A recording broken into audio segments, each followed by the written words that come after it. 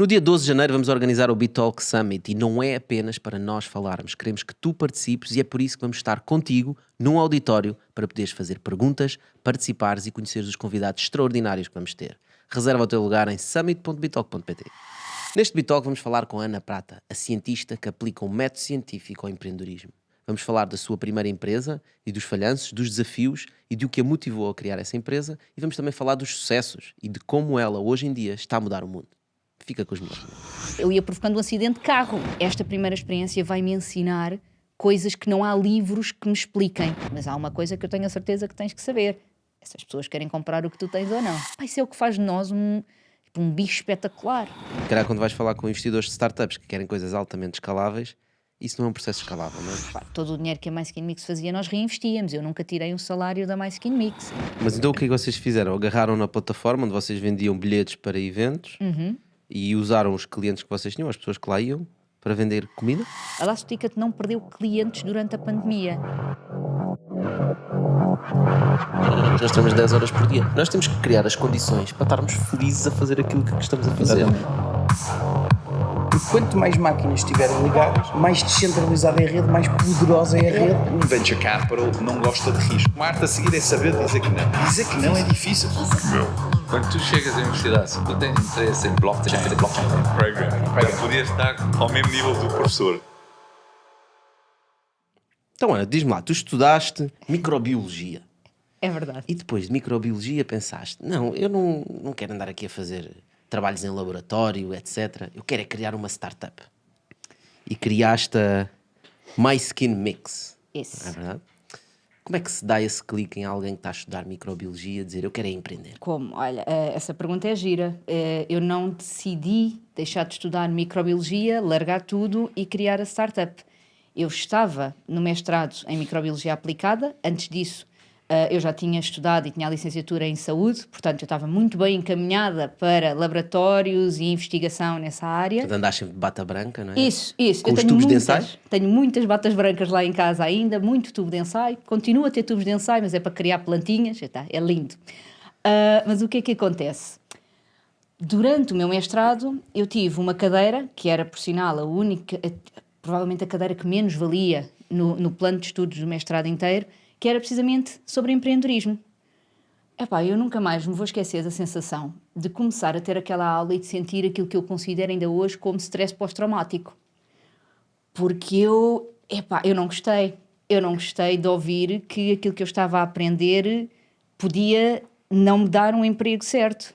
Eu não gostei de ouvir que se calhar a vida não era como eu estava à espera.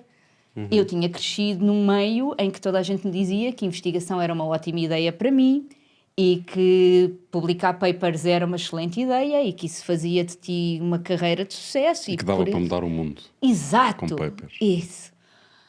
Eu não gostei. Eu ainda hoje me lembro dessa Mas porquê que falavam primeira disso aula. na cadeira de empreendedorismo? Falávamos porque o objetivo é precisamente, ou foi precisamente, abanar a estrutura de pessoas que estão muito encaminhadas para a área da investigação e alguém te dizer, ei, se calhar e só se calhar há outra opção. Pronto, então essa cadeira era uma cadeira obrigatória. As primeiras, 3 semanas, ainda bem que foi obrigatória, porque senão eu não sei muito bem como é que a coisa tinha corrido. Tinhas abandonado? Tinha feito sob protesto, ok? Sendo obrigatória, teria feito sob protesto. Se não fosse obrigatória, se não fosse. abandonavas, não é? Se calhar escolhia outra com outro tipo de bichos que eu conhecesse mais de perto. Mas houve ali uma altura em que se começa a fazer clique na minha cabeça e teve a ver com eu ir para casa e ouvir as pessoas à minha volta queixarem-se que não gostavam do trabalho que tinham, que o dinheiro nunca chegava ao final do mês. E Pessoas que já estavam empregadas nessa área. exatamente. Depois, eu também já colaborava com alguns projetos de investigação. Via pessoas com dezenas de anos disto. É que não era como eu, que estava a começar. Dezenas de Com anos. dezenas de papers publicados. Dezenas de papers Viste o teu futuro, publicados. não é? Vi. E vi o que é que significava. Vi pessoas que não tinham estabilidade nenhuma. Que viviam de projeto a projeto, que não sabiam se deviam ter o segundo filho ou não, porque trabalhavam os dois naquela área. Muitas vezes com bolsas, não é? Quase sempre com sempre, bolsas. Quase sempre com bolsas. Isso começou a mexer comigo. Aí eu decidi dar uma oportunidade, mais do que à cadeira, ao conhecimento que me estavam a tentar transmitir. Eu decidi agarrar em alguns livros que me estavam a falar naquela cadeira e começar a ler. O primeiro livro que eu li acerca disso foi O Pai Rico, Pai Pobre. E aquilo estourou a minha cabeça, virou-a do avesso e até hoje. E então o que eu fiz a seguir foi propor à faculdade que eu pudesse fazer a minha tese de mestrado, tens o ano de aulas e depois tens o ano da tese, num projeto que eu tinha gostado e que pudesse juntar estas duas coisas da área da microbiologia, mas com a vertente do empreendedorismo. Não me deixaram. Não te deixaram? Não deixaram, porque não tinha conteúdo da área da microbiologia suficiente para poder ser um grau em microbiologia Ou aplicada. seja, do ponto de vista científico, era pouco interessante. Do ponto de vista da aplicação daquele mestrado aos conhecimentos que eu ia desenvolver naquela possível startup, ainda hoje me lembro desta conversa, não ia dar. Eu tinha em cima da mesa uma oportunidade que eu vi logo que era única. Não, eu não queria deixar de fazer a tese de mestrado, que os meus pais matavam. Mas foram os teus pais que te influenciaram com a microbiologia também? Eles não me influenciaram com a microbiologia. Os meus pais queriam muito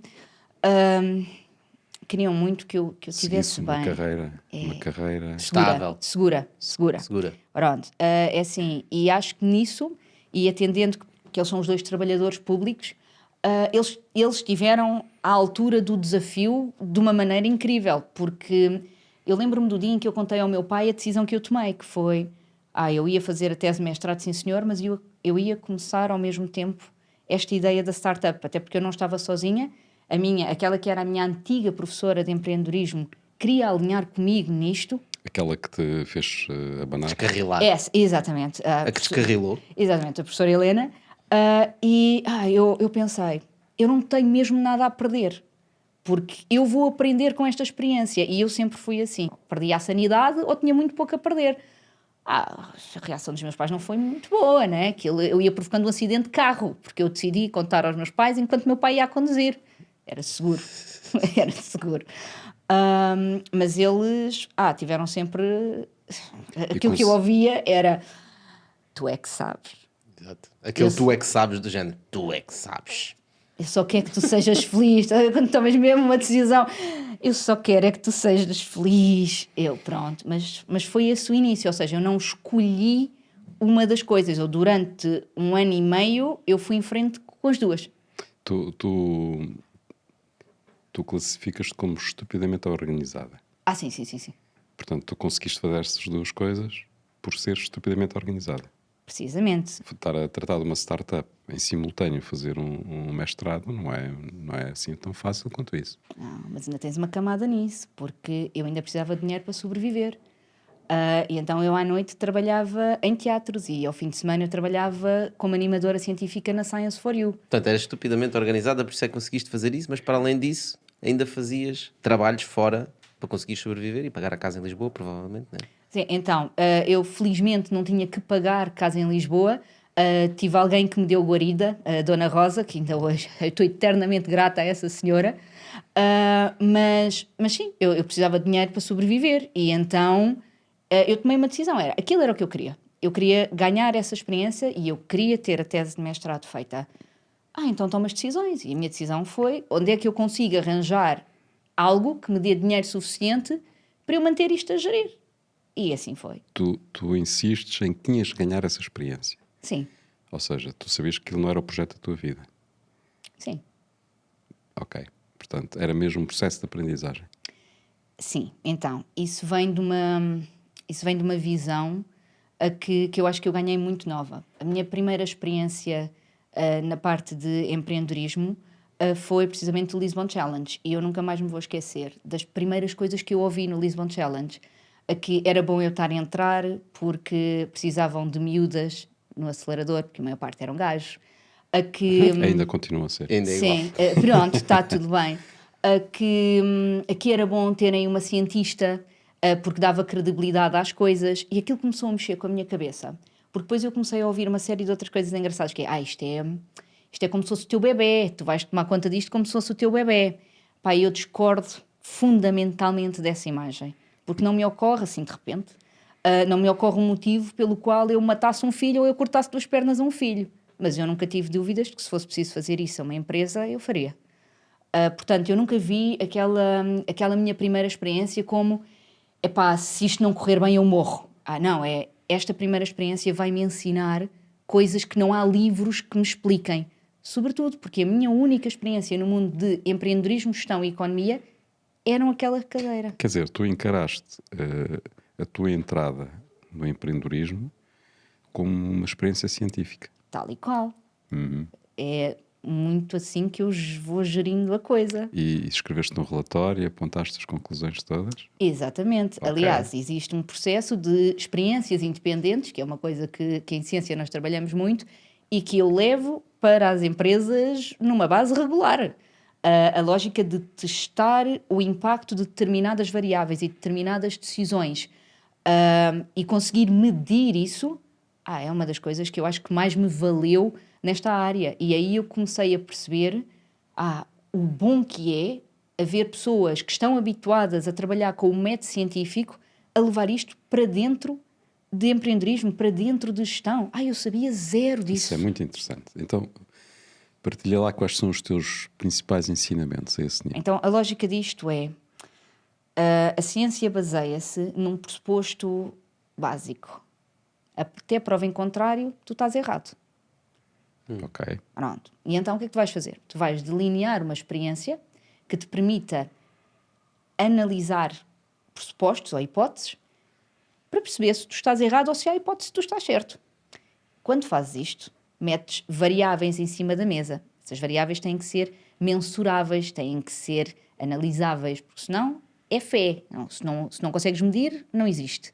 E vais validá-las. E vais validá-las contra o pressuposto base, não é? Contra um controlo. Vais batê-las contra e se eu não tiver certo. No final, ou melhor, tu fazes uma medição disto, levantas as tuas hipóteses e dizes, ok, há hipótese de eu estar certo ou não há hipótese de eu estar certo. É por isso que a ciência funciona com probabilidades. Qual é a probabilidade de eu não estar certo ou disto não estar relacionado? Pronto, básico é assim que funciona. Nas empresas é mais ou menos a mesma coisa se tu quiseres ser sério à volta daquilo que estás a criar. O que tu estás a dizer é, em vez de ter uma tese e lutar por ela com unhas e dentes, não é? É pôr em causa essa tese, não é? E logo à partida experimentar vários cenários para a sua aplicação. Precisamente. Não Para é? invalidar, na verdade. Para Invalidar. tentares invalidar. Para tentares invalidar. Não é para tentar validar, é para tentar invalidar. Eu acho que é aí que falhamos muito no empreendedorismo, que é as pessoas procuram razões para tentar validar a ideia. Não e é não validar, para tentar... é para tentar justificar Exato. a sua opção. Dizer Não é? Sim. Tu, Uma em vez reação de justificares natural. a tua opção, tu estás a tentar destruí-la tu própria. Sim. Não é? Claro, sim. É uma reação natural. Tu, se acreditas numa coisa, vais tentar defendê-la e vais procurar argumentos que a defendam. Essa parte também é precisa, não é? Qualquer pessoa que passe por... Sim, se não acordas de manhã com vontade Exatamente, de trabalhar. Ok. exatamente. Mas se tu estiveres disposto a fazer sangrar a tua ideia, a fazer sangrar o teu negócio, provavelmente tu vais ter mais ideias. E esta perspectiva é uma perspectiva calculista, eu não tenho dúvidas nenhumas, mas a mim ajudou-me muito, porque eu facilmente me apaixonaria por alguma coisa. Portanto, Em que altura é que isso é possível fazer? eu acho que se começa logo no início. Acho que é sobretudo no início, não é? Sim. Porque quando tu já colocas muitos recursos em termos de execução da ideia e do caminho, já estás a fazer uma opção. Portanto, se calhar o que tu estás a defender tem uma aplicabilidade muito forte quando ainda temos a ideia, propriamente dita, antes de ter um produto viável, não é? Não sei. Até tenho algumas dúvidas disso. Eu percebo o que estás a dizer. Tu, no início, vais limpando, limando e acertando um caminho, mas às vezes há ideias que não conseguem ter a escala que tu precisas, e especialmente nas startups isso acontece. Quando tu começas a levantar rondas de investimento, não é? Tu tens que chegar a um determinado mercado. Há um momento em que tu podes perceber, eu só consigo apanhar early adopters, isto não vai escalar, não é? Mas eu já fiz um caminho e se calhar eu preciso de encontrar para o meu negócio alguma coisa aqui ao lado. Às vezes temos essa coisa também no empreendedorismo, temos tantas ideias, quantos empreendedores acham que o negócio resolve todos os problemas à face da Terra, ou naquele setor, naquela indústria, conseguem revolucionar o mundo. E aquilo que eu aprendi desta minha estratégia de organizar coisas é não tens que validar tudo ao mesmo tempo, mas há uma coisa que eu tenho a certeza que tens que saber. Essas pessoas querem comprar o que tu tens ou não. Começa por aí. Claro que no início é crítico, continuamos a ter esse problema, não é? A maior parte das empresas falha, ou a maior parte das startups falha, porque criam coisas que as pessoas não querem, não veem valor, não é aplicado da forma certa. Podemos rebolar aqui nestes conceitos um bocadinho. Mas este fit entre qual é a solução que está a ser oferecida e como é que as pessoas percebem o problema e a solução, continua a ser grave. Eu acho que facilmente todos concordarão que testar o máximo de hipóteses logo no início do projeto que permite ganhar tempo e poupar muitos recursos que vão ser necessários depois para pôr o projeto no terreno, não é? Portanto, mas isso não chega para que se consiga fazer isso bem. Mas as ferramentas que tu estás a falar e aquela que tu apresentaste, podes ter outras ideias para apresentar e para partilhar connosco, mas isso vem do teu caminho de cientista. Certo. E por isso, aliás, essa é uma pergunta que eu ouvi ali nos anos a seguir a ter começado a My Skin Mix. Eu ouvi muitos comentários acerca de, então andaste a tirar um mestrado em microbiologia, agora andas a brincar com cremes, deitas assim o que tu sabes para o lixo. Aí aquilo dava-me uns calores que eu não deitei nada para o lixo. O que eu aprendi foi essencial para fazer o que eu faço agora, mas não é da forma como nós pensamos quando temos 18 anos e entramos na faculdade. Com toda a certeza que não foi as horas que eu passei a decorar texto que eu esqueci 2h30 depois de fazer um exame que me ajudou. Mas há uma série de ferramentas que nós vamos aprendendo quando estudamos que nos são úteis. São-nos úteis, olha, para criar empresas, foram úteis para trabalhar em teatros, foram úteis para fazer uma série de coisas. Portanto, isso aí, sem dúvida nenhuma. Mas eu nunca senti que o facto de não ter estudado gestão ou ter estudado economia fosse uma desvantagem. Eu sentia que eu não sabia o suficiente. Eu fui à procura dessa informação. Não há nada que o YouTube não ensine. Ensina, mas é na teoria, não é? Calma, exatamente. Então, não há nada que o YouTube não ensine, não há nada que o Google não tenha, não há nada que tu não consigas ler, e eu leio muito. Provavelmente o único vício que eu tenho a ler. Mas depois tu tens que aplicar. E isso acho que é uma coisa que tu não consegues ensinar. Só quando tu te metes em contacto com o conhecimento e como é que tu vais aplicar é que tu percebes. A informação que as pessoas obtêm, seja qual for a fonte, não é? Através de um livro, através da internet, aquilo que estavas a dizer, eu aprendi, não há nada que a internet não tenha, nada que o Google não apresenta, etc, etc. A verdade é que a informação que tu obtens, ela cai em cima de uma experiência, de um conhecimento, já que as pessoas têm, não é? Cada um tem a sua própria experiência, o seu próprio conhecimento, e a interpretação que faz dessa informação é completamente diferente de pessoa para pessoa. Não é? E toda a gente tem acesso a essa informação, não é? Não é que está propriamente escolhida para algumas pessoas. Toda a gente pode ler os mesmos livros e ver os mesmos vídeos que tu. Essa é a beleza do ser humano. É daí que nasce tu teres pessoas com perspectivas diferentes, que fazem coisas diferentes. E isso para mim é maravilhoso. Eu assim que começo a compreender um bocadinho melhor esta dinâmica de o que era ter uma startup, o que é tu mexeres em dinheiro, como é que tu geras lucro. Eu comecei do zero. Para mim foi extraordinário, porque eu comecei a agarrar nisso com coisas que eu já sabia de antes. Isso acontece dentro do meu cérebro porque eu tinha aquele conhecimento naquela idade, naquele contexto social. Isso é o que faz de nós um bicho espetacular. Por isso é que, se calhar, agarrando nisso que estavas a dizer de replicar, não é? Como no método científico, é quase impossível. Porque todas as pessoas são tão diferentes, não é? Estava a dizer, trabalhava até à 1h. Se calhar as pessoas não estão dispostas a trabalhar até à 1h, mas querem atingir determinados objetivos.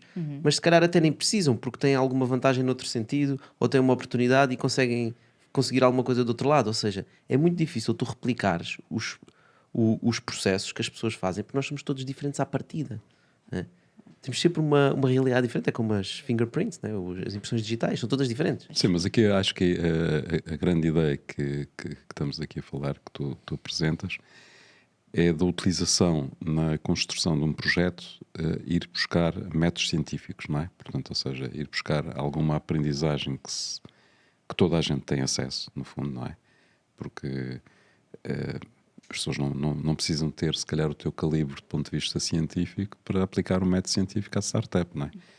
Portanto, basta terem essa ideia e essa vontade para procurar informação ou aprenderem, correto? Sim, repara, eu acho que não há vantagem nenhuma genuinamente nenhuma em tu tentares replicar aquele que é o meu processo de aprendizagem até chegar aqui. Porque é que há de replicar o meu quando podes ter o teu? É que essa é que é a Certo, lógica. sem Agora, dúvida. as metodologias, isso é que nós conseguimos aprender, isso é que nós conseguimos. Tu alguma vez procuraste partilhar isso com empreendedores? Quer dizer, eu comecei isto com 21 anos, portanto eu fui conhecendo pessoas com muitas idades diferentes e fomos sempre falando sobre isto. E eu aprendi imenso com pessoas completamente diferentes e devo muito à rede de networking que fui criando, porque foram eles que me ensinaram a ficar a trabalhar comigo, a explicar-me como é que eu havia de fazer pitches, como é que eu havia de reunir as informações. Esta partilha era uma coisa que aparecia, por exemplo, quando o pessoal começava a falar de eu não faço ideia de como é que hei de provar a este investidor que realmente há espaço para as pessoas quererem isto. Então vamos lá estruturar um documento como deve ser para tu conseguires provar por A mais B que a probabilidade de tu estás certo é alguma. Começou assim. Hoje não é uma coisa que eu já aplico tantas vezes. Nessa altura, eu hoje vejo que era quase uma âncora de segurança para mim. Enquanto eu não conseguia, ou enquanto eu não sabia aquilo que eu considerava que era ser suficiente para esse mundo dos negócios, eu agarrava-me àquilo que eu já sabia. E é assim que essa coisa nasce. Olha, e agarrando agora um bocadinho em 2017, quando Ai. tu fechaste a tua primeira empresa, não é? O que é que aconteceu? Queres partilhar um bocadinho do... Então nós falamos sempre das empresas que tiveram sucesso e etc. O que é que correu mal, não é? Os argumentos não chegaram para convencer os investidores. A tua probabilidade de estar certa estava muito baixa. Ok. Então, vamos cá falar sobre isso. Foi que caiu a teoria toda. Não, claro que sim. Claro que caiu, né? Claro que caiu. Tá bem. Olha, então... Pois é, pessoal, também de falhanços se faz o empreendedorismo e é por isso que nós fazemos este Bitalk, para te dar a conhecer novas realidades e novas experiências. Partilha este episódio com quem possa ter valor. A My Skin Mix fecha no final de 2017. Eu passei o pior Natal da minha existência, porque a quantidade de pessoas que me perguntaram entre o Natal e a passagem de ano, então o que é que tu vais fazer com o resto da tua vida? Só queria chegar a 2018. Era o meu único objetivo, era chegar a 2018. Olha, o que é que eu acho que correu mal? Eu aprendi muito acerca de o que é que significa quando tu tens uma equipa e uma estrutura à tua volta a que não olha para o futuro exatamente da mesma forma. Somos humanos, temos todos vontades diferentes, necessidades diferentes. Eu era muito mais nova do que os meus outros 2 sócios, e o que me começou a acontecer foi, eu dedicava-me a 100% àquela empresa e eu acho que eu perdi um bocadinho a capacidade de ver que a velocidade a que eu estava a crescer não era suficiente para o que nós precisávamos. Então, quando nós estamos nessa fase de ronda de investimento, porque nós É o decidimos... certo que está a crescer o que é o negócio e a empresa. Sim, exatamente. Porque nós decidimos fechar a empresa numa estrutura muito, muito racional. Portanto, os meus Excels não estavam assim tão mal, ok? Quanto isso. O que é que acontece? Nós estávamos há 8 meses em ronda de investimento. Eu estava exausta da vida, exausta. Eu tinha reuniões que não acabavam. Era assim uma coisa terrível. Espera, 8 meses em ronda de investimento significa que vocês estavam a angariar um montante para a vossa empresa de dinheiro e estavas constantemente a falar com investidores e eles diziam não era bem talvez. Esse era o meu problema, era os né? talvez se, e então quando me diziam talvez se, nós reuníamos, então e se o barco apontasse ligeiramente para ali? Depois vinha outro e apontava o barco ligeiramente para ali. E ao fim de 8 meses nesta brincadeira, em que tu tens essas reuniões, em cima disso estás a vender, em cima disso tens uma equipa de embaixadoras a vender contigo, em cima disso há a produção, em cima disso são as fábricas a apitar, porque então e o que é que nós vamos fazer? E eu comecei a acusar um bocadinho essa estrutura de eu estou a ir ao ritmo de uma maré que eu não conheço. E então há uma altura que a gente se senta e chegamos a conclusões, que é, se nós tivéssemos que ceder a todas as condições que temos em cima da mesa, por de forma a deixar toda a gente feliz, a My Skin Mix ia deixar de ser o que era para nós. Ia deixar de ter a lógica da cocriação, ia deixar de ter a estrutura das pessoas poderem experimentar, ia deixar de ser aquilo que me apaixonava naquela ideia. Será que é porque, agora estou a supor que não conheço, mas do que eu percebo da My Skin Mix, vocês davam a possibilidade às pessoas, aos vossos clientes, de formularem de certa forma o produto ao gosto deles. Sim. E se calhar quando vais falar com investidores de startups que querem coisas altamente escaláveis, isso não é um processo escalável, não é? Estar a ensinar as pessoas e elas a fazer... Não, fecha um produto e vende um produto fechado. Exatamente. E nós tentámos, nós fizemos kits de trás para a frente em que aquilo já ia tudo fechado, depois o feedback que tínhamos das pessoas não era tão bom porque as pessoas queriam mesmo era misturar as coisas, depois isso levava, era um inferno. Depois Que para é, as se é só pessoas pôr água, então experimentarem. mais vale mandar isto já feito, não é? Não é a mesma Epá, coisa. ouvia montes de vezes o feedback de então, mas não pode misturar por mim. E eu tinha que. Não vai dar. Isto é parte da experiência, é fazer assim. E aquilo que nós compreendemos foi: tudo bem, por um lado, se tivermos que ceder a todas essas perspectivas que faziam sentido, da perspectiva de escalabilidade, isto deixa de ser o que nós queremos. Por outro lado, começávamos a conseguir ver o movimento da cocriação na cosmética a crescer entre gigantes. Uns meses antes, eu estive no Hello Tomorrow, onde eu reuni com a L'Oréal Paris, e assim, aquilo era uma coisa que ia acontecer. A cocriação estava em cima da mesa e eles andavam à procura de ideias. E há uma altura que nós olhamos para as tabelas Excel, que é mesmo assim, e tu percebes que, bem, ou a tua ideia deixa de ser a tua ideia, ou tu não vais crescer à velocidade que precisas para acompanhar o mercado. E aí foi aí que se tomou essa decisão. Nessa altura vocês eram profit, estavam a queimar dinheiro, não é? Como se nas startups, ou vocês já tinham atingido o break-even e estavam a fazer dinheiro, ou seja, tu podias continuar de forma bootstrapped? Não para sempre, não de todo. Repare, todo o dinheiro que a My Skin Mix fazia nós reinvestíamos. Eu nunca tirei o salário da My Skin Mix. Mas ao fim do mês recebias mais dos clientes do que aquilo que gastavas? Sim. No final, já mesmo no final, isso começou a acontecer e isso custou-me. Custou-me aquela parte de não teve assim tão longe. Mas não ia crescer tão depressa quanto nós gostávamos. E está tudo bem. Mas tu tiveste a percepção ou receio de que os grandes já estavam com essa ideia. Portanto, sem dúvida nenhuma. Okay. Conseguias ver e tu isso a viste acontecer. que eu só consigo ter sucesso se tiver de facto um investimento que me permita Sim. escalar, não é? Sim. E aí tomámos mesmo essa decisão. E falaste com muitos investidores já, parte. Sim, ainda rodámos aí uma série de coisas. Estamos a falar de mais de 20 pessoas, fácil. Entre VCs, entre organizações, entre pessoal de Business Angels, que era a título individual. E já não era a primeira vez que falávamos com eles. Portanto, depois tens esse timing, que é uma coisa que tu aprendes. Na tua primeira viagem tu não sabes, mas tu a seguir já topas bem. A seguir já sabes que não são 20, são 100. Exatamente. E já sabes que há um timing para essas coisas. E eu não sabia isso, ok? Até porque aprendi. Tive que aprender aí.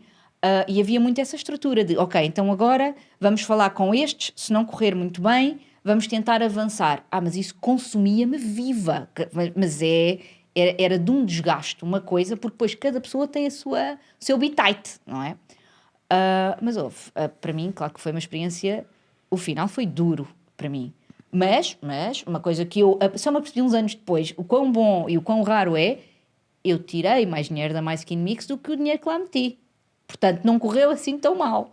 Aquele dinheiro que tu investes no início e aquele dinheiro que vem parar à tua conta quando tu fechas tudo. A empresa. Exatamente, Embora zero dívidas. não contabilizaste o teu trabalho, não é? Não. Não, porque aí recuperou na experiência que ganhou. Exato, isso é o que tu dizes a ti mesmo, que é para não cair para o lado. Não, mas olha, recuperei, vou-te dizer como é que eu recuperei isso. E isto é aquilo que eu costumo dizer ao pessoal todo quando me falam de jantares networking, eventos networking. Onde eu posso estar, eu vou. Porque eu aprendi muito cedo o valor disto. Para já, aprendi mais com pessoal, com startups aflitas, em que eu me sentava e o pessoal estava com umas olheiras até ao queixo, mas que se davam ao trabalho de me explicar as coisas, e serviam-me de lição o que acontece a seguir. Então, a My Skin Mix fecha no final de 2017. Assim que se torna pública a sua informação, o meu telefone começa a tocar. Já não é o pessoal a perguntar-me o que é que eu vou fazer à vida, mas era pessoal desta comunidade de empreendedores, este pessoal que eu tinha conhecido de empresas, dizer, Ana, estás disponível? O que é que tu vais fazer? Anda a trabalhar connosco. E eu tive o privilégio de estar a fechar uma experiência que não tinha nada a ver com a minha experiência profissional, completamente perdida da cabeça, o que é que eu vou fazer a seguir, e ter em cima da mesa propostas só para escolher. Mas depois de fechares a My Skin Mix em 2018, tu não decides ir diretamente para uma startup? Sim. Ou como é que tu pensas na coisa? Tipo, já estou farta disto, já sofri o suficiente, Não, eu estava apaixonada, tipo, não havia volta a dar. Então, olha, Já tinhas provado a droga, não querias outra coisa. é mais ou menos isso. Pronto, então o que é que passou? Eu percebi que voltar ao laboratório não era para mim. Não é? Não, eu não me conseguia imaginar outra vez a contar, contar colónias de bactérias numa placa, eu não conseguia imaginar isso. Mas havia outra coisa, que era, eu não queria ser só a cientista que percebia um bocado destas coisas. Então eu precisei, mais ou menos quando tu acabas uma relação, eu precisei de um tempo. Eu decidi que ia continuar a trabalhar com empresas, que ia continuar a trabalhar nesta área de gerar valor e com startups, mas não podia ter nada a ver com ciência. Era a única coisa que eu tinha em cima da mesa. Não pode ter nada a ver com ciência. Para te obrigar a sair desse espaço, não é? Exata e precisamente isso. Está tão calculista, pá. Opa, vá. Isso Vá, organizada. Exatamente. Não, como é que tu tiras o maior proveito de uma experiência que está à tua frente? Certo. Tu tens uma hipótese, tu vais-te fechar naquilo que tu conheces, ou tu abres horizontes. E eu sou muito assim. Mas isso é uma questão de personalidade, eu admito logo. Então o que é que eu decidi? Eu decidi trabalhar em 2 sítios ao mesmo tempo. Eu decidi trabalhar numa startup no Porto, que se chama Last to Ticket, e é uma plataforma de gestão de eventos, e eu aceitei trabalhar numa multinacional na área de arquitetura e engenharia, que tinham uma série de projetos lá dentro, precisavam de saber se era viável, se não era, alguns deles era para empurrar, outros era para matar. Eu pensei, ora aí está 2 experiências que eu nunca pensei ter na vida. E então de segunda à quarta vivia em Lisboa e de quarta à sexta ia para o Não Porto. podias ter arranjado 2 na mesma cidade. Qual era a piada? Exato. Qual era a piada disso? Mudavas de ares, mudavas a pessoa. Ei, agora vou para Conheces mais tickets. pessoas assim, é muito mais divertido assim. Vais lá acima, tens uma equipa diferente, uma estrutura diferente, problemas diferentes, voltas cá para baixo e é completamente um mundo novo. É curioso que tu também sempre procuraste ter 2 pés ter um pé em cada sítio, não é? Tu nunca dedicaste 100% a uma coisa, segundo eu estou a perceber, porque estavas a estudar, a fazer o mestrado e estavas na empresa, não é? Depois, quando fizeste a opção de fechaste a empresa, arranjaste 2 projetos que eram completamente diferentes, até geograficamente. Hoje em dia continuas a fazer montes de coisas. Continuamos. Agora dás aulas também, não é? Isso vai-se adensando, isso depois adensa. Então, em que é que nós estamos hoje? Em que é que nós estamos hoje? Olha, então, estamos... Lisboa, Porto, Braga... É quase. Não, okay. Então vá. Estamos em Lisboa e em Porto. Porquê? Porque em Lisboa eu sou agora professora na Faculdade de Ciências da Universidade de Lisboa, para estas áreas de empreendedorismo, inovação e transferência de tecnologia. E também é aqui que eu trabalho como consultora na área da economia circular e sustentabilidade. No Porto, eu continuo a ir, porque essa empresa para quem eu comecei a trabalhar, entretanto, tornei-me sócia. Portanto, a Last to Ticket. A Last to Ticket. Portanto, eu continuo a ir ao Porto, precisamente nesse ritmo. Já não está a vender frangos, portanto. Não. Já não está a vender frangos, mas olha que essa, meu Deus, essa é linda. Conta lá essa. Conte. Então, essa é a parte de pandemia, não é? Então, a Last to Ticket, eu começo a trabalhar com eles em 2018. Eu gostava muito desta área de eventos. Eu até trazia alguma experiência de utilizador da perspectiva de quem trabalhava nos teatros e usava aquelas maquinetas todas. Portanto, eu tinha alguma experiência para acrescentar dessa perspectiva. O que é que eu nunca tinha feito? Nunca tinha trabalhado com uma equipa de engenheiros informáticos, nunca tinha olhado para o problema dessa perspectiva. E isso é o que me dá gozo. É tu aprenderes a dar a volta e a ganhares essa experiência, a ganhares esse conhecimento. Fomos crescendo. Em 2019, a Last to Ticket está a crescer muito. Temos uma equipa muito fixe. Somos 12, 13. Acho que não estávamos todos a tempo inteiro, mas um número assim. Nesse ano, a Last to Ticket ganha o prémio do Financial Times como uma das 1000 empresas em mais rápido crescimento na Europa. Estávamos em altas. Lembro-me perfeitamente dessa altura da minha vida ser a animação. E chega 2020. Em 2020, a Last to Ticket é uma plataforma de gestão de eventos. Então, não há eventos, não é? A Last to Ticket enfrenta um cenário de... pandémico, mas teres resultados abaixo de 100%. Porque neste negócio, e neste tipo de negócio em particular, tu não só não faturas, como tens devoluções. E, portanto, aquilo, pá, é uma cena assustadora. Tu não sabes como é que sobrevives àquilo. E então, o que acontece nessa altura é... nós levámos um rombo grande. Tiveram que despedir a equipa toda, não é? Exatamente, porque lá está, tabelas de Excel, é só fazer contas de cabeça, levas mais tempo a aceitar isso do que olhar para a realidade.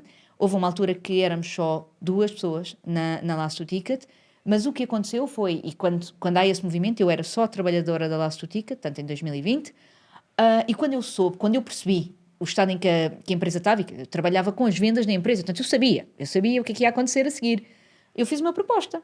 E eu estive disposta a abdicar do meu salário, a abdicar de tudo aquilo que eu recebia da Last 2 Ticket. A única coisa que eu queria era converter isso em sociedade, durante o tempo que fosse preciso. Quer dizer, eu sabia, do ponto de vista lógico, que o negócio dos eventos não ia acabar. Alguma coisa ia mudar, mas o negócio não ia acabar. Portanto, a estrutura só tinha que aguentar. Voltava, não é? Exatamente. Portanto, tu só precisas de aguentar. Pá, e o que nós fizemos para aguentar foi associar-nos a uma das poucas indústrias que estava a vender nessa altura como deve ser, a restauração. E há uma altura que eu lembro-me, estou em casa, não é? Aquela cena de estarmos a trabalhar de pijama, já não conseguimos ver paredes, já não conseguimos ver nada, e eu vejo meio frangaçada à venda na Last 2 Ticket, e eu tenho mesmo aquela ficha, caraças, esta empresa sobrevive a isto, sobrevive a tudo, uma plataforma de eventos a vender meio frangaçada, qualquer coisa de extraordinário. E sobrevivemos, cá estamos para contar, esse cartaz está na minha secretária, que é para eu me lembrar sempre das voltas que tu precisas dar. Mas então o que é que vocês fizeram? Agarraram na plataforma onde vocês vendiam bilhetes para eventos e usaram os clientes que vocês tinham, as pessoas que lá iam, para vender comida? Não, então, os nossos clientes... Porque eles deixaram de ir lá. Calma, os nossos clientes são pessoas que fazem eventos e não os eventos em si. Então, a máquina da Last 2 Ticket não precisa de ser aplicada a eventos. Ela pode ser aplicada a qualquer coisa que tenha uma data, um local e um método de pagamento associado. Os restaurantes encaixam aqui. Ver isto levou-nos tempo, mas encaixava, resolvia o problema. Não a 100%, mas resolveu 70% a 80% da maior parte dos problemas que nos meteram à frente e naquela altura safou-nos. Então tu foste vender a restaurantes. Fui, andava A na rua. tecnologia da Last 2 Ticket vendeste a restaurantes. Eu andava na rua com uma declaração assinada da Last 2 Ticket para poder circular enquanto andava no trabalho, a bater de porta em porta nos restaurantes a oferecer esta solução. Mas porquê é que eles precisavam disso? Não tinham os Uber Eats e os Globos da vida? E a etc? comissão que cobram nisso. Ok. O pessoal estava a Explica lá ser comido isso. vivo. Então, a minha especialidade não é restauração, ok? Eu sei, mas eu estiveste explico. lá a bater às portas, já deves conhecer Eu muito fazia bem. quase psicóloga, tá? Alguém que passava No fundo, pela vendiam porta. um takeaway já com a venda através da plataforma. Exatamente. Então, aquilo que as pessoas mais... Aquilo que nos bateu à porta foi o problema dos pagamentos online. Que é uma coisa em que a Last 2 Ticket se especializou ao longo do tempo, estas trocas. E quando nos bateram à porta, era isto. Nós precisamos mesmo é aqui de um sistema de pagamento, porque as pessoas chegam aqui, ainda vêm com dinheiro. Nós começámos a pensar, isto realmente, nós conseguíamos resolver o problema. O que é que nós não conseguíamos resolver? A parte da entrega. Mas isto não era o que toda a gente queria, porque para isso tens o Uber Eats e não sei o quê. Mas só aquela parte de como é que tu geres a faturação, como é que tu recebes as encomendas, porque de repente o cenário deles mudou. Eles deixaram de ter uma sala e algumas encomendas de takeaway em que tu tiravas uma senha para toda a gente a ligar e tu tens que apontar pedidos, depois vinham com os pagamentos, eram os cartões a sair, é uma confusão. E isto foi uma coisa que nós percebemos na Páscoa de 2020. E foi isto. Se foi incrível e faturámos muito, claro que não. Mas manteve a chama acesa. Até porque nessa altura, se bem me recordo, houve incentivo à criação de meios de pagamentos eletrónicos, fazem para a restauração, não é? E para o turismo em geral. Exatamente. E, portanto, as empresas podiam investir isso e receber apoios, não é, do Estado para poder fazer, não é? Nunca eu imaginei ver aquela empresa a vender frango e nunca eu achei que aquilo era futuro para nós. Mas permitia-nos sobreviver, mais que não fosse. Mas isso permitiu reposicionar a empresa pós-pandemia? Ou vocês voltaram Não, onde nós vocês tinham? voltámos. Assim que conseguimos, nós voltámos, até porque a Last 2 Ticket não perdeu clientes durante a pandemia. Mas também ninguém... Porque não havia negócio a acontecer e, portanto, assim que voltámos, a máquina voltou a ligar. E nós agora, já o ano passado foi o nosso melhor ano de sempre e este ano vai voltar a ser. Portanto, eu sabia que havia uma alta probabilidade desta máquina continuar a funcionar talvez melhor até do que vinha a seguir, porque o que é que tu fazes da perspectiva de comportamento humano? Tu vais encarcerar pessoas durante 2 anos. E aí, olha, valeu-me muito a minha experiência enquanto microbióloga, porque ouvia-se na televisão, isto vai durar umas semanas, uns meses. Não. Pessoal, assim, já não havia dúvidas nenhumas de que quando nós fomos para casa, na comunidade científica, não havia dúvidas de que isto ia durar. E então houve uma lógica que eu também fiz na minha cabeça e que na altura partilhei. Tu encarceras as pessoas durante 2 anos em casa, o que é que elas vão fazer a seguir? A história diz-nos o que é que elas vão fazer a seguir. Aí está.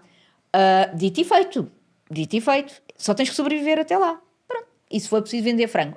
Se fosse preciso vender bifanas para a rua, também ia. O que estás a dizer é que pós-Covid houve uma explosão de eventos e de toda a gente querer ir a eventos e quererem organizar eventos. Precisamente. As pessoas queriam estar com outras pessoas, no fundo, né? Nós somos seres sociais.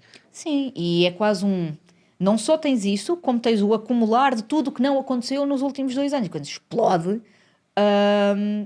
somos apenas humanos. E a parte social é muito forte. Também é isso que me apaixona na Last to Ticket. É um negócio de pessoas para pessoas. Tudo bem que é uma plataforma, mas envolve eventos, envolve conhecer as pessoas, o que é que elas querem fazer. E estas pessoas, assim que tivessem hipótese, iam à rua, iam a organizar as coisas, até porque muitas delas dependem disso para o próprio negócio. Não havia dúvidas que isso E já não têm acontecer. restaurantes hoje? Não, graças a Deus. Não sei, agora podiam ter ganho alguma experiência na parte da restauração e agora nos eventos até darem um módulo Não, mas para os organizadores de eventos venderem comida. Não, mas quer dizer, sempre tivemos, na perspectiva de, por exemplo, o reserve seating e situações como essas, tu consegues organizar o menu que queres lá dentro. Agora, olha, a bilheteira de um restaurante, que eu chorava de rir de cada vez que a gente dizia isto numa reunião, nunca fez parte do nosso core de negócio. E foi uma coisa completamente residual que eu acho que, acima de tudo, nos manteve a trabalhar. Porque não há nada pior do que tu veres um negócio parado. Completamente parado. Eu preferia ir para a rua com flyers e falar sobre implementar aquilo nos restaurantes do que estar em casa sem fazer nada, porque isso dava-me aquela sensação de não poder reagir. Isso é a pior coisa que me podes Eu fazer. acho interessante a comparação entre os dois cenários apocalípticos da primeira startup, da My Skin Mix, né? E daqui da Last to Ticket. Na verdade, os dois chegaram a uma encruzilhada, mas vocês, ou tu, analisaste o futuro e são 2 futuros bastante diferentes. No caso da My Skin Mix, claramente era preciso crescer rápido para poder competir e vocês não tinham essa capacidade, ou não conseguiam convencer os investidores de fazê-lo de uma forma como vocês queriam. Na Last to Ticket, tu viste claramente, ou a humanidade desaparece com este vírus, ou então os eventos vão voltar, não é? Então faz sentido resistir. Porque a verdade é que no teu primeiro negócio tinhas conseguido resistir mais 2 anos à vontade. Vocês não estavam a perder dinheiro, estavam a fazer dinheiro. Portanto, ias continuar a crescer aos poucos. Na Last to Ticket, se a pandemia durasse 5 ou 10 anos, se calhar não conseguias ficar a vender frango assado durante 5 a 10 anos, não é? Para já, quanto que uma pessoa vai aprendendo ao longo do caminho, não é? Que tu vais ganhando calo e vais percebendo que a situação que tens à tua frente não é igual. Eu não era a mesma pessoa. Eu tinha muito mais ferramentas disponíveis na minha vida do que tinha na altura em que a My Skin Mix fecha. Eu era decididamente uma pessoa diferente. E não é só isso. Acho que as situações são diferentes, a equipa é diferente, o timing era diferente e a minha reação foi numérica. Ok? Mas foi semelhante. Não, espera aí, numérica não foi porque não tinhas números para analisar, estavas no zero.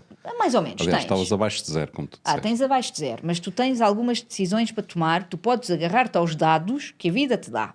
Então, do ponto de vista biológico, não ia durar para sempre, ok? Nós sabíamos que a pandemia não ia durar para sempre, ia levar alguns anos, não ia durar para sempre. Eu tive que me agarrar a isso, não é? Porque este agarrar aqui, se eu acreditasse que ia durar 20 anos, eu não me tinha metido nisto. Depois tinha, nessa altura, já uma estrutura diferente também, que era a minha na prata, à partida não me ia acontecer nada de mal se eu tivesse uns meses sem ter aquela parte da minha estrutura financeira. Eu tinha outra estrutura financeira ao meu dispor, eu tinha conseguido criar uma estabilidade financeira que me permitia arriscar desta maneira. Certo. Pronto. Portanto, aí acho que é importante dizer isso, que é, eu não era exatamente a mesma pessoa, tinha uma estrutura diferente, pessoalmente já tinha uma estrutura diferente.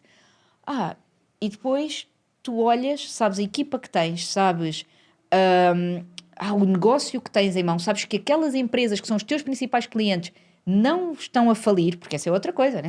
Uma coisa é tu começares a saber que os teus principais clientes à partida estão lá. A outra coisa era vê-los a fechar, isso também tens que saber.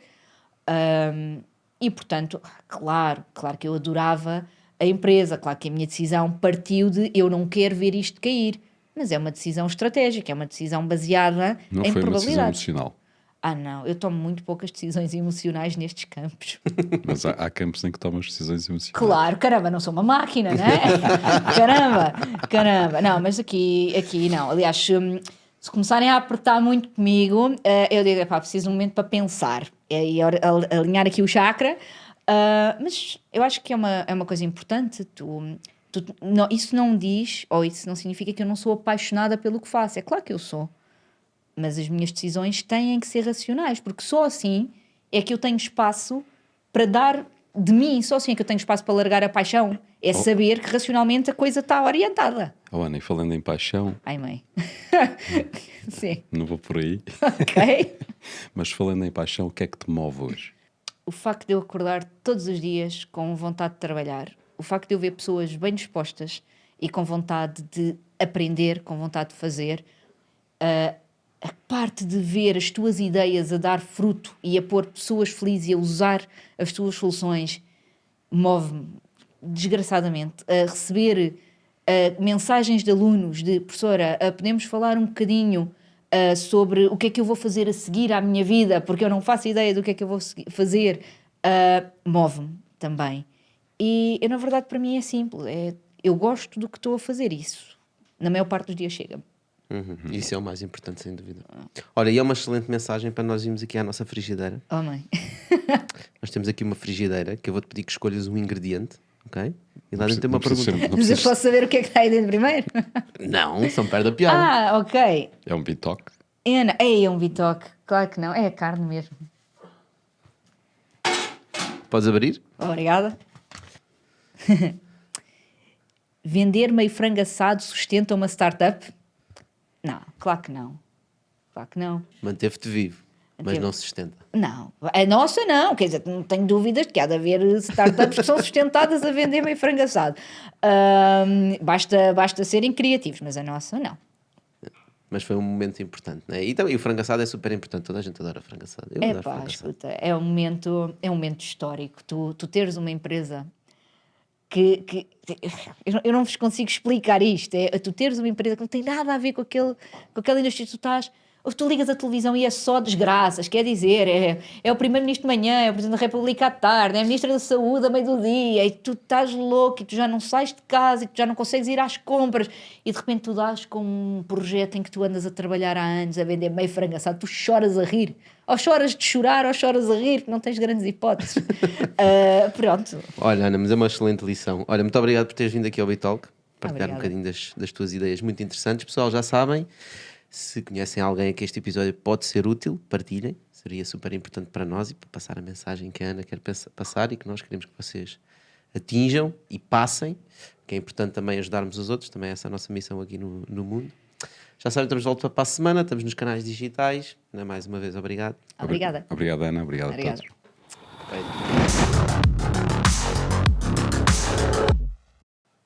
Olha, Conta. mas agora aqui para os nossos fãs do Extended, aqui no YouTube. Ainda não acabámos. Não.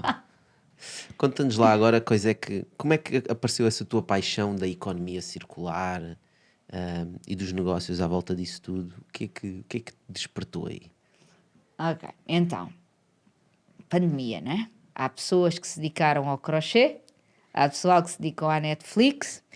Eu dediquei-me a tentar perceber como é que eu podia encaixar aquilo que eu já sabia da área da ciência e da microbiologia e dessas questões todas com aquilo que eu fui aprendendo à volta de startups, empreendedorismo, gestão, economia. Como é que eu encaixava isto tudo? E há um dia que eu estou em casa e eu apercebo-me que está a dar um documentário na televisão, e eu não conseguia ver coisas sobre alterações climáticas, dava uma crise de ansiedade terrível, terrível.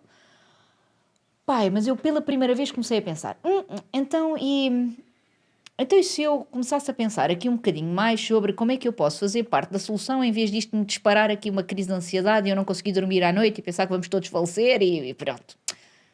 E então eu comecei a falar com pessoas que eu conhecia, lá está, a minha network. A network, assim, entre um café e uma torrada. Olha, estou a passar por isto. O que é que aconselhas? O que é que tu sabes? E eles disseram, ouve a Greta, pá. Disseram uma coisa do género. Olha, Ana, tu que gostas de estudar e não sei o quê, há aí um programa que tu se calhar podias fazer, porque era uma coisa porreira para tu te entreteres. Pá, isto é janeiro de 2020, quando me dizem isto, portanto, eu já andava ali a gerir um bocadinho, a ruminar esta ansiedade. Entretanto, eu mando uma application, uma candidatura, para este programa da Ellen MacArthur, que é uma fundação brutal em termos de estudos de economia circular. Eu mando e eu esqueço. Isto era fevereiro de 2020, não é? Começa a entrar por ali março. Eu a começar a ficar sem fazer nada e de repente recebo um e-mail deles a dizer que tinha sido aceito no programa. Eu, também não tenho mais nada para fazer, né? Posso fazer de pijama, não tenho que tirar o chinelo, está tudo certo. Começo a ouvir falar daquilo e era muito giro, porque realmente ligava duas áreas a que eu nunca tinha visto que eu podia pôr a trabalhar, que era o conhecimento que eu tinha da área, sobretudo da microbiologia e da parte da decomposição e de como é que tu tornas coisas novas do lixo ou do waste, do desperdício, e como é que tu crias modelos de negócio em cima disso. Pronto, e portanto a minha pandemia foi à volta de estudar isto. Então voltaste para a ciência. Sim, eu já tinha um pé outra vez na ciência, porque eu estava a ser chamada para trabalhar como consultora em projetos de comunicação de ciência e coisas assim desse género. Mas era leve, não é? Esta parte mais core de ir estudar a fundo.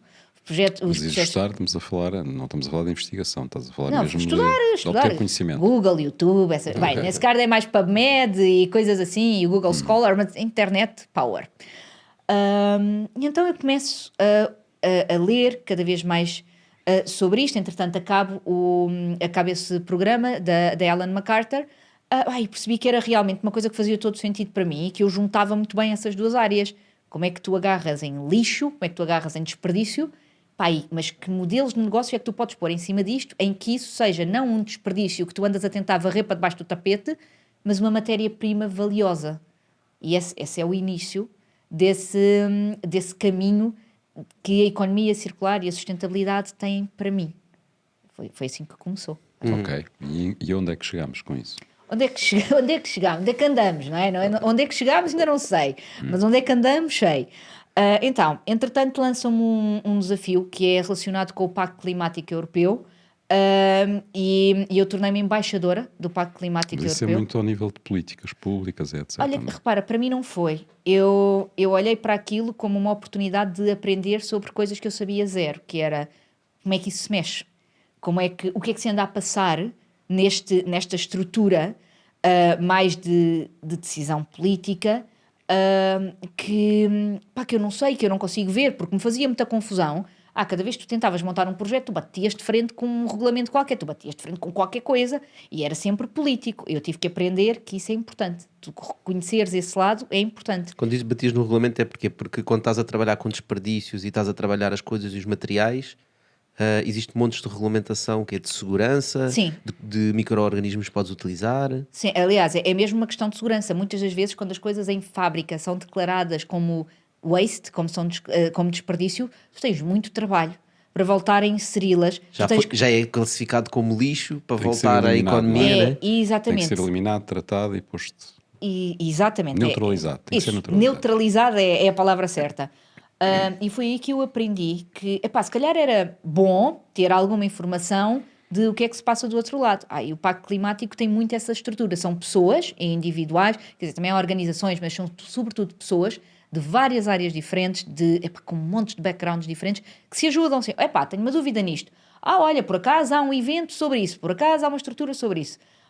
E pá, permitiu-me ter acesso a muita informação e a dar de volta um bocadinho desta perspectiva de, ok, quando vocês Mas querem tu criar... aprendeste então a coisas que estão a ser colocadas, estão a ser neutralizadas ou colocadas fora de circulação, como é que é possível voltar a pô-las em circulação? Sim, é um bocadinho isso que eu trabalho agora. Então, o que é que eu faço? Eu trabalho como consultora em projetos que querem fazer precisamente isso. Têm uma linha em que há um desperdício. Gosto particularmente de trabalhar quando é um desperdício orgânico, quando está relacionado com comida e coisas assim. Pá, e como é que tu aplicas isto a outras indústrias? Porque muitas das vezes é aquela história de o caixote do lixo de uns é o tesouro dos outros. E esse é o nosso Portanto, não estamos a dilema. falar muito por exemplo, no modelo de negócio da Too Good To Go, não é? Não, que não, é, existe um desperdício no restaurante e as pessoas podem ir lá buscar em troco de uma FII, etc. Estamos mesmo a falar daquilo que vai para o caixote do lixo, a seguir ia para um aterro ou ia para um sítio qualquer. Se calhar Estamos a mais, falar de mais como- industrial, não é? É, como é que tu do lixo fazes dinheiro? Ok. E- Portanto, uma central de cerveja que produz todos aqueles waste, digamos assim, e aquilo pode ser utilizado para outras coisas. Sim, pode. E é nesse estudo, nessa lógica, que a coisa pode ser muito interessante, porque para mim foi isso, lá está, foi isso que me deu gozo, foi de onde nós agora temos desperdício e às vezes tu pagas para eliminar esse desperdício, portanto é um custo da empresa, como é que tu fazes com que isto seja profitable para a empresa? Porque acredito mesmo que isso acelera o processo, porque quanto mais tu tentas empurrar naquela lógica de pá, não vai dar lucro, as empresas isto vai custar dinheiro, Não vai lá mas por temos que consciência. fazer. Não vai lá por consciência, não. E eu acredito que se nós arranjarmos este tipo de soluções, Vai por ganância, não por consciência. vai pelo Tem que que ser tiver que ser. economicamente viável, não é? Exatamente, desde que a gente... Repara, o meu objetivo é contribuir para que estejamos cá todos no mesmo planeta daqui por uns bons anos e sem água pelo pescoço ou sem passarmos sede. O meu contributo é irrisório, mas eu gosto desta perspectiva. Olha, Mas sabes que eu vejo essa abordagem de duas, tu podes fazê-lo de duas formas, não é? Vamos pôr um exemplo muito prático. Tu tens uma fábrica que produz qualquer coisa e tem algo que produz de lixo. Portanto, a fábrica pode colocar um cano e mandar aquilo para o rio. Ok? Portanto, existem duas abordagens que a gente pode fazer. Ou dizer, olha, se tu estás a mandar lixo para o rio, tu tens que pagar. Portanto, estás a poluir o rio e, portanto, tu tens uma coima. Isto é pela forma negativa. A outra é chegar ao pé dele, olha, aquilo que estás a mandar para o rio é dinheiro. Porque se tu passasses por esta máquina ou por este alga, ou seja o que for, micro-organismo, tu consegues transformar uma borracha que é muito utilizada nas solas de sapatos, por exemplo. Precisamente. E aí, de repente, tens dois incentivos completamente diferentes. Ou bates com o pau, ou dás a cenoura. Ainda por E cima bater com o com- pau não adianta nada porque o lixo já está, o rio Exato. está poluído na mesma. É não é? assim, acho que já percebemos todos que bater com o pau não tem trazido grandes soluções, não é? Acho que já chegamos lá todos, mais ou menos. Mas continuas Mas eu a tenho bater um bocado- muito com o pau. Continuas. Se calhar tens que fazer as duas coisas, eu não sou ninguém. Vá. Tenho a certeza que o meu contributo vem muito mais nesta lógica de vamos lá usar a cabeça, vamos lá usar a massa cinzenta para tu não desperdiçares nada, porque aquilo tem valor. Às vezes não tem valor exatamente como a tua estás a apresentar agora, mas se tu fizeres pequenas mudanças na cadeia de produção, vai ter valor. Ou no tratamento do Isso, lixo a exatamente. posteriori. Não é? Sim, exatamente. Mas agora diz-me uma coisa. Isso é um processo, quer se queira, quer não, é um processo bastante... exige conhecimento científico, exige muita investigação, não é? Porque não é qualquer pessoa que olha para um lixo, para um desperdício qualquer e diz, olha, deste desperdício podemos fazer isto. E está feito, não? Tem que se experimentar, tem que se fazer, não é? E isso significa que a tendência será para que esses desafios caiam na universidade, não é? Portanto, e ao caírem na universidade, caem numa lógica de não aproveitamento das coisas, porque todos nós sabemos que as universidades, por muito que há muitos anos se tente ligá-las à indústria, à produção, etc., etc., está muito longe disso, não é? Pelo menos é a ideia que eu tenho. Estão muito mais virados para fazer os papers. Portanto, então... A Ana já entramos- está ali a bufar. Não, estou a acabaste a respirar tua fundo. ideia. Estou só a respirar fundo. Ela também sabe que foi incentivada fortemente a fazer papers. Porque esse é um incentivo que existe na universidade. Não existe na universidade propriamente um incentivo para fazer empreender, não é? Portanto, ou associar-se a outros empreendedores, a outras indústrias, seja aquilo que for. Portanto, isto é verdade ainda nessa área. Tu vês que há mudanças e significativas a esse nível que possam de facto virar o tabuleiro. Qual é a tua percepção que estás dentro desse problema? Então, minha percepção sobre esse assunto. Olha, é assim. Cuidado que ela trabalha numa universidade. Não, tá tudo. Aliás, eu fui contratada para a parte de empreendedorismo, inovação e transferência de tecnologia. Eu sabia o que é que ia, não é? Eu, nessa altura eu pensei, vais-te mesmo meter nesta? Vou. Acho que há dois lados desta conversa. Tu vais ter sempre dinossauros, ok? Aquelas pessoas que já empardaram, são um com o navio, já estão interessados em fazer aquilo que sempre fizeram. São os que estão os últimos no artigo, não é? Não são necessariamente esses. Tens também os primeiros, peço desculpa. Os primeiros. Não são necessariamente, sabe? Eu acho que isso é um ciclo vicioso e um ciclo completamente abusivo em que eu não sei se não são todos vítimas disso, porque está toda a gente a depender de pôr nomes em artigos para sobreviver, porque tu precisas de ter artigos publicados para ter o teu trabalho financiado. Portanto, o que é que tu vais fazer? O que for preciso. Vais fazer o que for preciso. E eu não consigo julgar. Não consigo chegar lá e dizer, ei, que mau. Não. Então, se o meu ordenado dependesse disso, não fazia. É só para trazer o que vocês estão a dizer, que é, no fundo, um investigador mais jovem que está a começar, precisa de usar o nome de outras pessoas já com mais nome no mercado, que já publicaram mais papers, para conseguir publicar os papers dele. Sim, tem o orientador e o orientador do orientador e por aí fora. Portanto, acabas por ter... Fazes sozinho o trabalho e depois tens 5 autores, não é? Sim. Agora, a questão aqui acho que é muito fácil culpar essa estrutura, mas essa estrutura existe por um motivo. As pessoas não tiram um gozo. É horrível de fazer isso. As pessoas fazem porque são assim que os projetos são financiados. E eu acredito que é aí que até está a solução. Tu repara, mas se tivessem registado patentes, isso devia ser muito mais interessante em termos de avaliação do que propriamente o paper. É aí que a educação entra em lugar, não é? É aí que temos espaço para trabalhar. Há pessoas que vão sempre resistir à mudança. Isto não é uma questão de universidades. É assim. Na sociedade temos sempre pessoas que resistem à mudança. Fazem aquilo 40 anos, é assim que vão ser. Mas tu tens uma percentagem incrível de pessoas que todos os anos entram na universidade, que querem trabalhar em ciência, seja em ciência do lado de investigação, seja mais ligada a empresas, e essas pessoas já não vão à ilusão. Eles sabem que as condições de um académico em Portugal são terríveis. Terríveis. É preciso dizer assim. Então, procuramos soluções. Procuramos mais do que financiamentos públicos para projetos. E é aí que eu acho que isto tem aqui uma oportunidade espetacular, que é, tu para conseguires ir financiar as tuas ideias, tu para conseguires fazer os projetos que tu adoras, tu tens que saber explicar porque é que elas são importantes, porque é que elas podem ser valiosas à sociedade. E esse papel que nós fazemos nas cadeiras de empreendedorismo é exatamente isso, é explicar-lhes, pessoal, vocês têm que aprender a justificar porque é que a vossa ideia é protegível por lei, porque é que vocês podem retirar valor económico dela, porque isso vai-vos abrir portas para financiar os projetos. É muito mais do que papers. Então tu estás a dar aulas a investigadores e professores universitários? Eu estou a dar aulas aos alunos que um dia vão ser essas pessoas. Okay. Mas atenção, que há professores e há trabalhadores universitários a bater à porta dos gabinetes de inovação para aprender.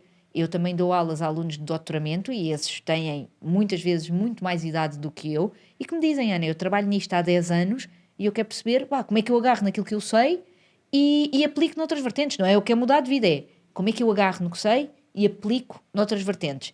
Essa imagem que temos das universidades serem uma ferramenta lenta e que não está interessada, eu não considero que ela seja inteiramente verdade. Agora, que há poucos canais abertos, e temos que trabalhar neles. É para isso que esses gabinetes de inovação e transferência de tecnologia existem. Se há desafios, claro que há. Muito interessante. Mas respondendo a essa questão que tu estavas a colocar no início, que é como é que nós fazemos essa mudança? Portanto, estás a fazer esse passo, não é? Mas depois no problema das patentes das universidades, estavas a falar, eu estava-me a lembrar, tem sempre o problema que é, depois a universidade fica com a patente, ou depois a pessoa quer fazer alguma coisa daquilo, mas está presa à universidade. Pois não sabem muito bem fazer as patentes. Nós conhecemos projetos que têm uma patente, mas a universidade diz que para largar a patente tens de pagar não sei quantos mil euros para uma coisa que o risco é brutal e os investidores não estão dispostos a fazê-lo. Ou seja, há mesmo um trabalho a fazer de como não só os professores perceberem, mas as universidades criarem mecanismos, não é? para permitir às pessoas que estão a criar estas patentes e a desenvolver estas coisas novas a conseguirem aplicar na indústria real. Porque parece que está despegado, não é? Estás a ver? Essa é a sensação que nós temos. Está ali uma bolha de papers e patentes que estão ali, que nunca vão ser utilizadas, e depois estão aqui as empresas com problemas reais que não sabem como resolver, mas precisam daquele know-how. E aquele know-how precisa desta experiência real. Por exemplo, Como é que como é que se faz os essa investidores entram nesse circuito? É claro que há situações que vão ser tramadas porque a forma como a patente foi registada na faculdade já endrominou aquilo tudo. Exatamente. Isso aí, não há como negar que isso acontece. Ok? Pronto. Acontece porque ainda há uma aprendizagem para ser feita de ambos os lados. A minha base isto começa sempre por as pessoas saberem em que fase é que devem proteger as coisas. E tu vês muito este problema a acontecer. Ainda nem sequer passaram pelo Gabinete de Transferência de Tecnologia e já estão a publicar acerca disso. Pronto. E aí Matou a patente. matas logo a maior parte dos problemas começam... morrem antes de nascer, né? Ficam logo ali. Os papers são assassinos de patentes. Exatamente, ficam logo ali. Mas os papers são importantes, porque tu precisas da divulgação da informação para nós evoluirmos enquanto sociedade. Senão ainda andávamos aí todos debaixo dos buracos, não é? Então, para já, timings. Como é que tu organizas isto? E essa parte para mim é crítica. E agora, essa questão de há faculdades, há universidades que bloqueiam e os investidores criam. Eu faço, se calhar, a pergunta ao contrário. E a quantidade de vezes que o problema não vem de uma universidade, que o problema vem da estrutura da sociedade que registou aquela patente. Esse tipo de problemas vão sempre aparecer. As universidades têm um trabalho grande para fazer ainda também na perspectiva de como é que tu negocias o sair de uma patente, como é que tu negocias a lógica de dar de volta à faculdade. Porque o objetivo da faculdade não é ficar milionária. E acho que isto é uma diferença muito grande para muitas outras estruturas que andam aí. A faculdade, essencialmente, o que quer é que haja uma estrutura de retribuição para todo o ensino que foi colocado ali, para todo o apoio que foi dado ali. Agora, eu não posso responder, nem nunca me atreveria a responder, por então, e aquelas universidades que depois não deixam sair e os investidores querem entrar. De certeza que há aí confusões que não lembram a ninguém. Mas é tão simples de resolver. Então, conta. É só, se existe uma patente que é feita numa universidade e óbvio que a universidade colocou recursos para que o investigador ou a pessoa tenha conseguido chegar àqueles resultados, o passo a seguir para aquela ideia ou para aquele conceito é que precisa de capital. E é isso que os investidores investem. Os investidores investem em capital. O que a universidade investiu foi também capital, tempo, recursos. Portanto, há de ter o mesmo resultado que tem um investidor, que é uma equity na empresa. Tem uma percentagem da empresa e se aquilo se tornar um sucesso, tem um payback extraordinário. Se não, foi um risco, tal como o investidor corre o risco. Sim, eu acho fácil. Que o que te falta um bocadinho nas universidades é talvez essa visão a longo prazo também, ok? De acompanhar o risco. A estrutura da universidade provavelmente não está lá preparada e não está Mas se calhar são os incentivos da direção. para isso. Mas a isso alternativa aí... qual é que é? Se a universidade não acompanha o risco, não acontece nada. Tem uma patente registada, mas não vai acontecer Sim, nada. quer dinheiro pela patente para a patente sair de lá. Tá bem, Os mas não vai investidores sair, pagam. ninguém vai pagar. Mas tu tens outra forma de ver isto, que é as estruturas das spin-offs. E quando me falas de como é que os investidores entram nesta história e como é que isto pode tudo acontecer, tu hoje já tens estes centros de incubação dentro das faculdades, é onde eu trabalho, portanto, em que eles entram e chamam ativamente investidores para conhecerem os projetos, e isto é acompanhado desde o momento em que alguns deles são alunos. A ideia nasce em sala de aula, é trabalhado nestas incubadoras, eles começam a contactar com investidores desde cedo. Eu acredito que isto tem muito mais probabilidade de correr bem do que estruturas como eu estou num gabinete de investigação, por acaso tenho uma patente, já está a nascer meio torto, não é? Esta estrutura desde cedo é alinhado para uma perspectiva comercial, para mim faz muito mais sentido. Já estive em alguns desses eventos e faz todo o sentido. Exatamente. O que eu sinto aí é a falta daquilo que estás a ensinar. Que é, tu estás a falar com um empreendedor que não é um empreendedor, é um investigador. E a forma como ele olha para a empresa e para o negócio está... Ou seja, tu agarras no empreendedor que está no mercado e agarras no empreendedor que está nessas spin-offs, e são pessoas muito diferentes. Eles estão muito focados na investigação e não tanto no negócio, né? Sim. Mas isso, pronto, mas esse já é outro problema bom, que é outra coisa que é preciso resolver. Se calhar, São mais professores pardais do que propriamente empreendedores, não é? epá, não falta-lhes algo. Como são bons, ninguém pode ser bom em tudo, não é?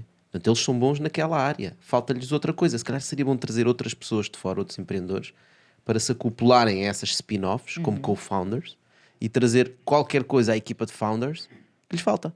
Sim, imagina, eu acho que tu tens algumas estruturas que vão aparecer nisso e eu acredito mesmo que o caminho é este.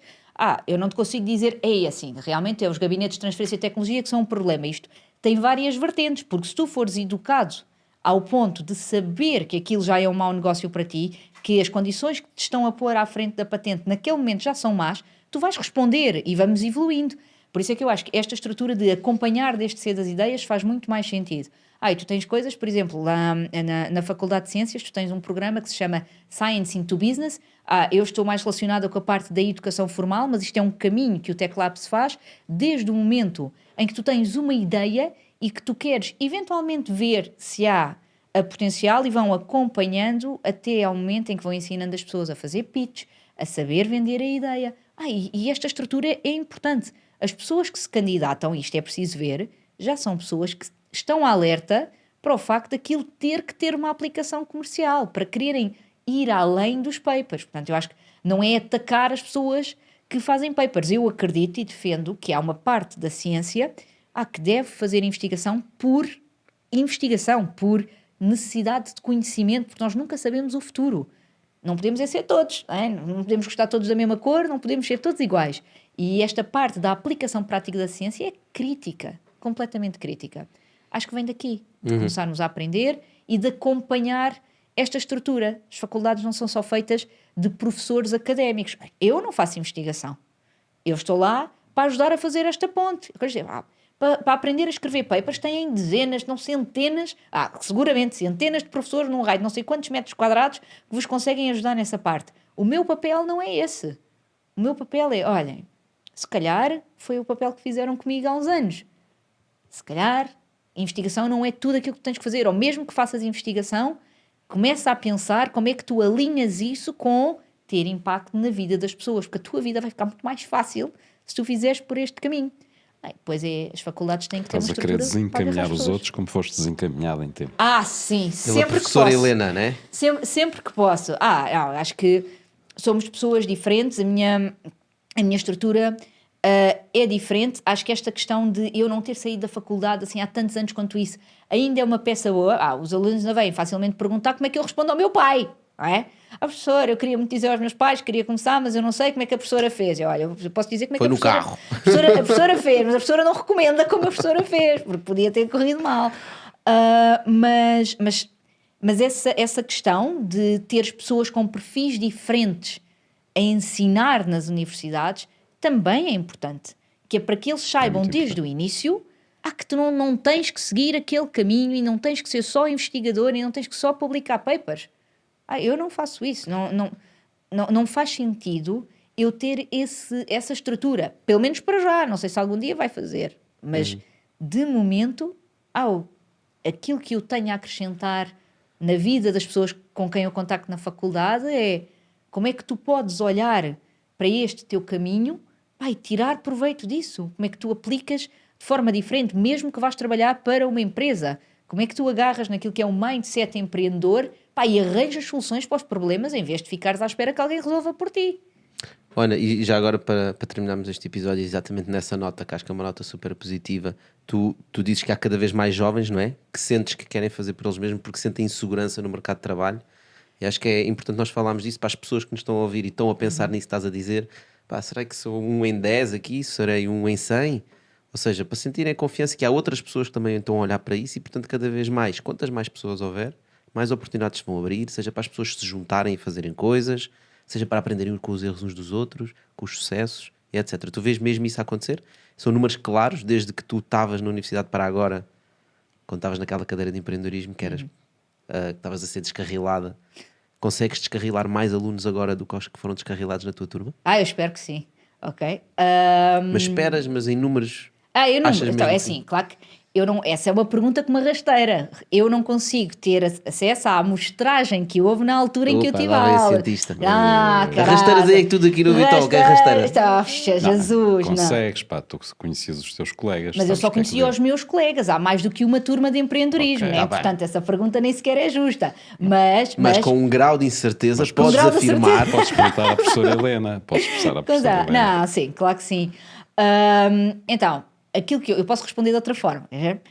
Eu sei que o número de alunos inscritos nestas cadeiras aumenta todos os anos. Eu sei que hoje conseguimos ter nível de licenciatura, mestrado e doutoramento. E claramente há alunos, cada vez mais alunos, à procura. Eu posso dizer que nós neste momento tivemos qualquer coisa como 250 alunos no ano passado e eu no início do ano, e vês que eu registro estas coisas, porque vocês gozam com as minhas tabelas Excel, mas isto dá jeito. E eu acabo o ano sempre com uma percentagem perto de 50% dos alunos em sala a dizer que esta questão do empreendedorismo pode fazer sentido para eles. Se é sob a forma de uma startup ou se é trabalhar na área de inovação e empreendedorismo, depois eles dividem-se. Okay? Nem todos querem ter uma startup, é óbvio. Okay? Então eles querem ser os founders, né? Nem todos querem ser os founders, mas, por exemplo, trabalhar ou saber mais sobre a área de empreendedorismo, eu vejo percentagens incríveis.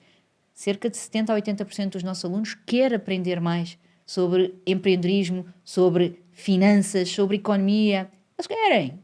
Portanto, está lá, talvez, aí tem tabelas Excel para responder. O bichinho está a crescer, isso acho que é super importante. Tu precisas, porque o pessoal está a ver o que é que vai acontecer, não é? Não é tudo porque é lindo e maravilhoso. Se calhar é uma boa ideia. Há um elemento muito importante que eu penso que deve ser transmitido às pessoas e, sobretudo, a esse pessoal que está nas universidades e que tem, como tu disseste, alguma insegurança sobre o seu futuro, não é? E sobre o mercado de trabalho, etc. Quando eles estão em termos, a olhar para o empreendedorismo, quando estão a levantar a hipótese de empreenderem, que é eles procurarem pessoas que sejam diferentes deles, que tenham skills diferentes deles. Porque, de facto, as pessoas têm tendência a juntar a si pessoas iguais. Nós temos todos essa faculdade fantástica que é procurar pessoas iguais a nós para trabalhar connosco. Que tenham os mesmos gostos, que tenham as mesmas opiniões, que digam que sim. E é muito mais enriquecedor ir procurar pessoas que sejam diferentes, tenham skills diferentes e que tenham uma forma de olhar para as coisas diferente. E isso dá mais segurança. Vai potenciar a probabilidade de sucesso do empreendimento louco que estão prontos a fazer. Por isso também vai de encontro àquilo que o Tocha disse, que é, encontrar essas pessoas e ver que eles têm um perfil demasiado técnico, diremos assim, não é? Demasiado investigador, de paixão por aquilo que estão a fazer e tem pouco bichinho de vendas, de empreendedorismo, de finanças, seja aquilo que for. Marketing. Não é? E, portanto, há muita gente no mercado que tem essa parte, não é? Portanto, ou seja, que tem essa outra parte que eles precisam. E irem à procura dessas pessoas, juntarem-se a eles, se não resultar vai ser uma experiência fantástica, como aquela que tu tiveste. Não é? Sim. Repara, apesar de... Eu não me considero uma pessoa que fez e que faz vida na área da ciência e da investigação. Eu contei-vos que isto foi logo ali ao mestrado, né? Aquilo desvilou logo ali. Eu conheço alguma dessa realidade porque tenho pessoas muito próximas de mim que vivem isso.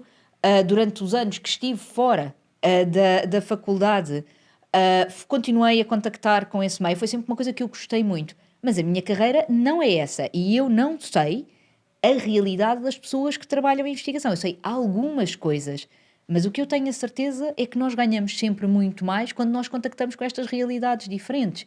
E nas aulas, aquilo são aulas abertas a todas as licenciaturas da Faculdade de Ciências, e tu vês pessoas a trabalhar, umas que são de Geologia, outras que são de Biologia, outras que são de Engenharia Informática. Vai ser espetacular. Claro que se pegam, de vez em quando aquilo dá asneira. Mas só isso já é bom para eles, o começar a lidar com pessoas diferentes, e começa a abrir por aí. O facto de eles terem que validar ideias fora da sala de aula é outra coisa. Portanto, eu concordo em absoluto. Esta visão de que nós precisamos de contactar fora do nosso âmbito de conforto, não é uma questão de universidade, é uma questão humana. Não é essa visão de, aquilo ali é que é um bicho. Não, são pessoas, como nós todos. E são pessoas onde eu agora voltei, ou uma parte da minha vida, pertence aí, mas nesta perspectiva mais prática, mais de não temos que gostar todos do amarelo, podemos fazer outras coisas. E é só isso. Para mim é simples, na verdade é simples. Acho que faz todo o sentido e é também esse o objetivo do Bitalk. E é por isso que nós convidamos pessoas extraordinárias para virem partilhar estas visões diferentes e coisas completamente diferentes para vos inspirar a vocês, pessoal. Olha, Ana, muito obrigado por teres feito este aqui Extended ali para o nosso pessoal. Acho que foi bastante útil explorarmos aqui mais alguns temas que não tínhamos falado. Já sabem, pessoal, de certeza que vocês conhecem alguém que precisava de ouvir este episódio. Por favor, partilhem com eles. Tu também vais partilhar com os teus alunos, como é óbvio, que eles precisam de ouvir o Bitalk. É uma ferramenta da cadeira. E, portanto, já sabem, encontramos para a semana. Já sabem nos encontrar nas plataformas digitais, nas redes sociais. Ana, muito obrigado. Obrigada. Muito obrigado. Obrigada. Está feito. Agora sim. Agora sim? Agora sim. Ah, Ainda temos o Extended do Extended. é exato. Pois é, o Extended do Ainda Extended. continua.